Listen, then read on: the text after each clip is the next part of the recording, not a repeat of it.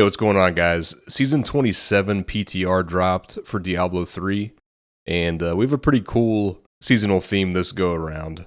So I thought it'd be kind of fun to go back and test some Witch Doctor on the PTR. I haven't done that in a long time. Now, Witch Doctor changes are a bit lackluster with this first patch.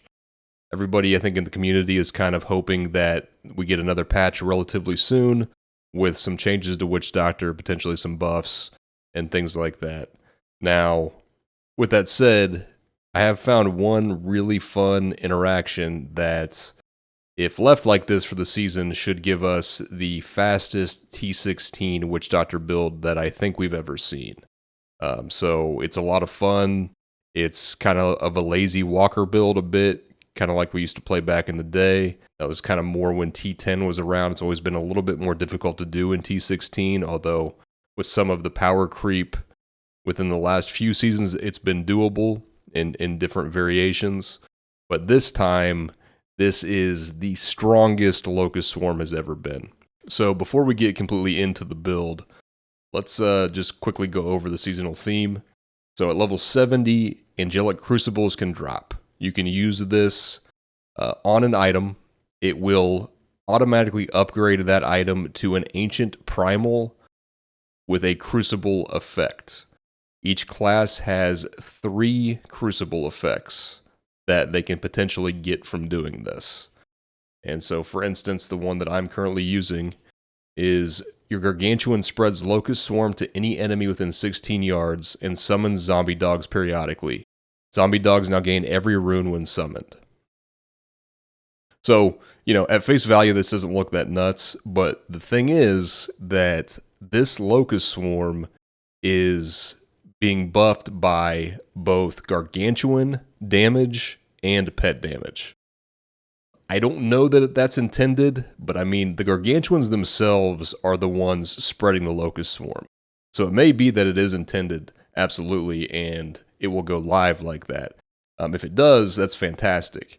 Because kind of the hope right now is that even Gargantuans are going to get buffed even more, or possibly get another item with a damage multiplier that would then buff this even further. So things like the Helltooth set, which buff Gargantuan, are buffing Locust Swarm. Any kind of pet damage, such as Enforcer, Mask of Jerem, are also buffing Locust Swarm. Short Man's Finger, buffing Locust Swarm. So it's pretty nuts. This is like by far the most damage multipliers we've ever been able to get for Locust Swarm. And yeah, it works really well. Now there's 2 versions of it. You can do Helltooth, you can do Legacy of Dreams.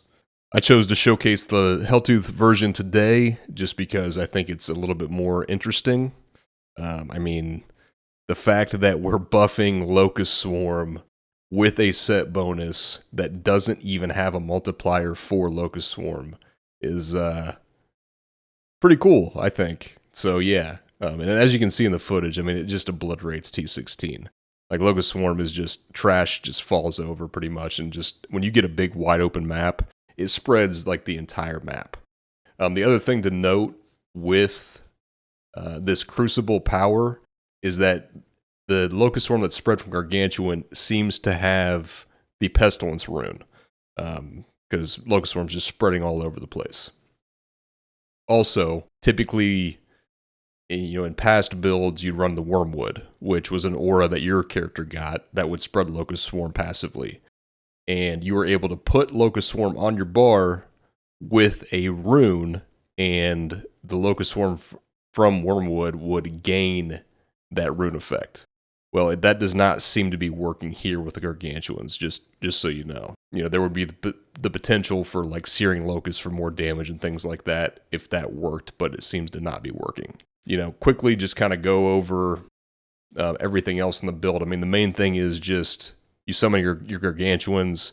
The Gargantuans are going to take care of your elites, champions, and bosses. That's your single target.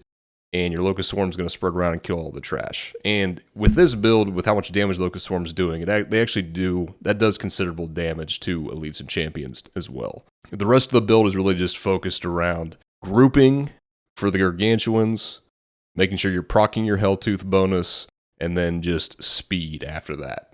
just to zip around the map as quickly as possible. So I'm not going to go super in depth on rolls on the items, but we'll just quickly go over the items.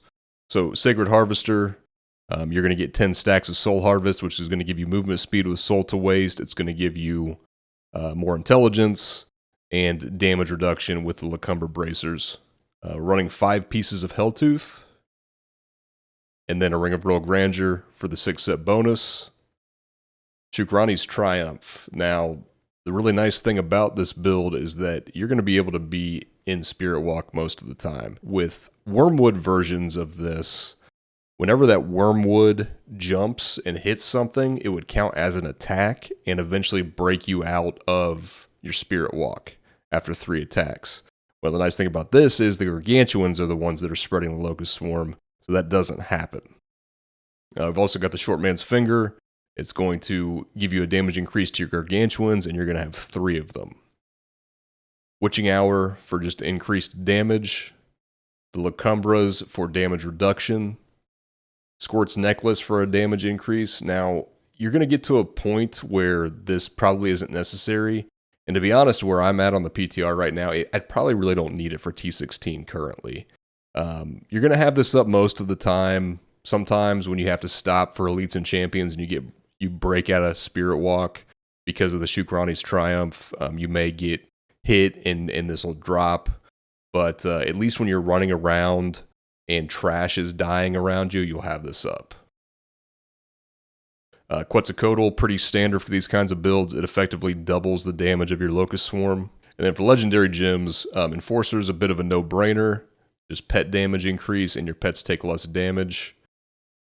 Bane of the Trapped, it's going to give you damage against enemies that are under the effects of control impairing effects. It also gives you an aura, so anything close to you is going to be under a control impairing effect. The Gargantuan's Cleave, since we're using the Homungoid rune, will also proc this. Potentially you could wear the belt that slows everything that gets hit by Locust Swarm to also make sure everything on the screen is procced for Bane of the Trapped. And then I'm running a Boon of the Hoarder for more gold, more movement speed. If you feel like you need more damage, if it's early in the season and you don't have augments and Paragon, you can absolutely slap in another damage gem. A couple that come to mind would be Bane of the Powerful or Zay's Stone of Vengeance. Would be really good for the Locust Swarm as well. Now, I have a bunch of augments here. I'm at 783 Paragon. This is all gear that's very achievable within a few days to a week of playing the next season. I mean, at the point that we're at with D3, this is really not anything crazy for gear. And obviously not insane Paragon either. Let's take a look in the cube. For the weapon, we're going with Echoing Fury, which is going to give us attack speed and movement speed. Mask of Jerem for damage, and then Ring of Emptiness is, a no-brainer pretty much. Everything's going to be affected by Haunt constantly, so it's going to be 300% increased damage for your pets and your Locust Swarm. Alright, let's take a look at abilities. So first up, Wall of Death. You need this to proc your Helltooth damage bonus. It's also going to proc your Bane of the Trapped. Piranha's Paranado, to group enemies together for your Gargantuans to cleave them down.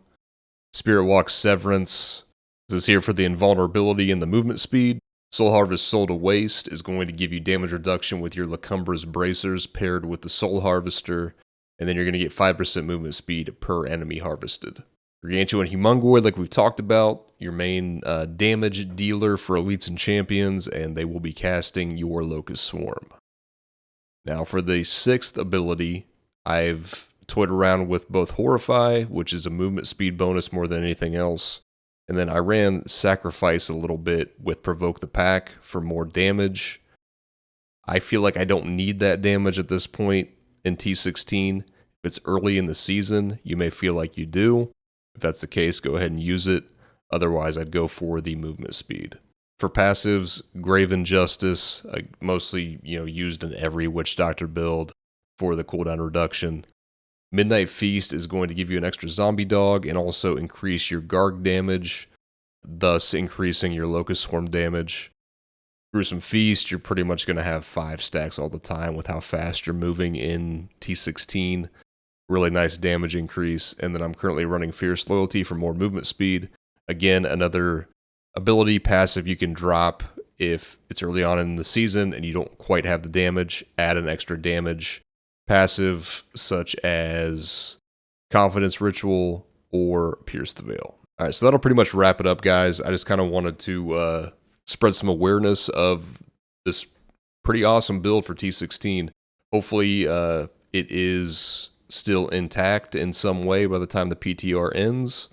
I'm sure we will get a patch, and I know that a lot of people are trying to get Blizzard to do something about Witch Doctor and buff the Crucible effects. So hopefully this build is not a casualty of that, but we'll see what happens. So anyways, guys, thanks for watching, and I'll see you next time.